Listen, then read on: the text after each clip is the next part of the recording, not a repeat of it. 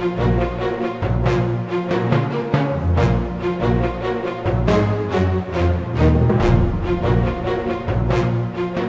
name is Torres. I am 17 years old, and I attend the Media Arts Collaborative Charter School. I'm doing a documentary on something very important to me, special education.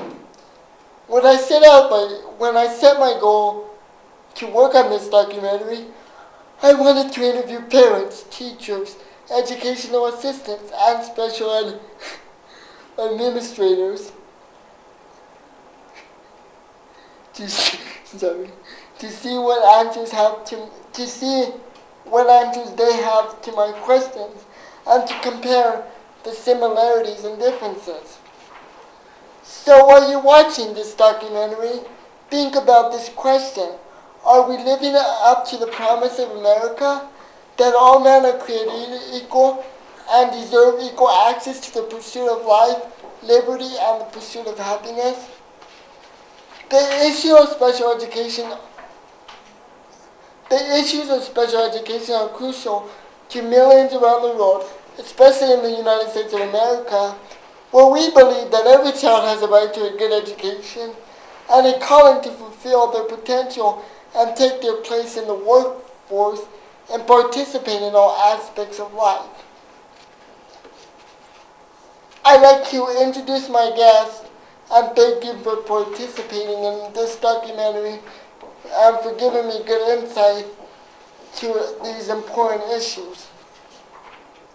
First, I'd like to introduce Lynette Garcia, who has been a concerned parent of a disabled child for 18 years, and who has worked as an educational assistant for 3 years, including places like Manzano High School, where she worked for 1 year, and Mark Twain, where she has been working for the past 2 years.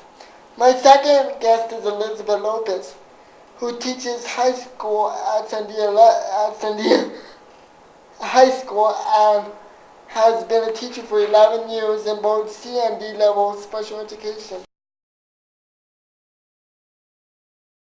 What 3 general factors ensure a student's success in their special education program?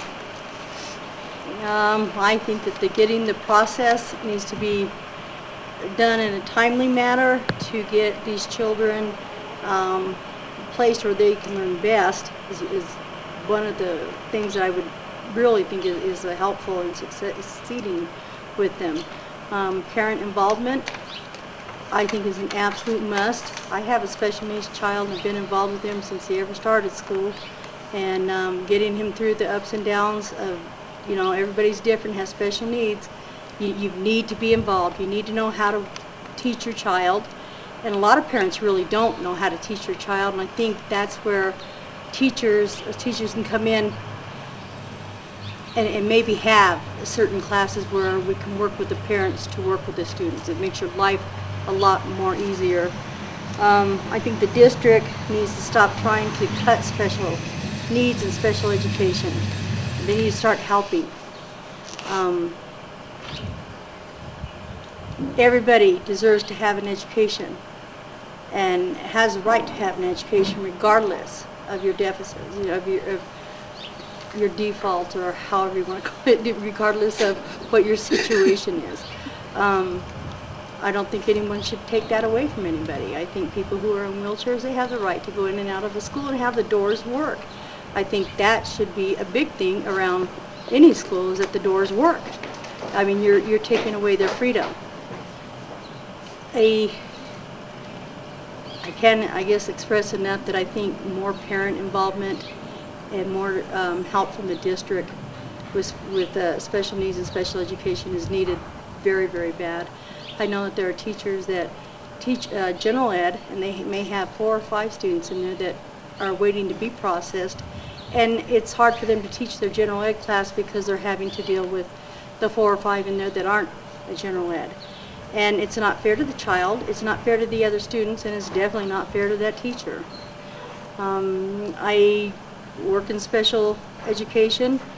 I love it. You learn something different every day about somebody, and the one thing that I've learned is every life, every mind is precious, And the more you can pull out of it, the better off you are. Anything else you want to know? Yes, so after you said all that, how do you think parents and school districts can improve to meet all the things you just said? How do you think they could? I think the parents, it should be a mandatory, I think, mandatory, that the parents meet every IEP, every parent-teacher conference. Canceling out on that is doing nothing but hurting the child. And I also think they need to ask for help if they're having problems with their child at home and certain things that they do around the house, what they know, what they don't know. Letting us know what they can do and what they can't do helps us to teach them. As far as the district goes, they just need to quit trying to cut our program. They need to get us the resources we need for each student in each class. Overcrowding those classes don't do any good, because you really need to have small classes.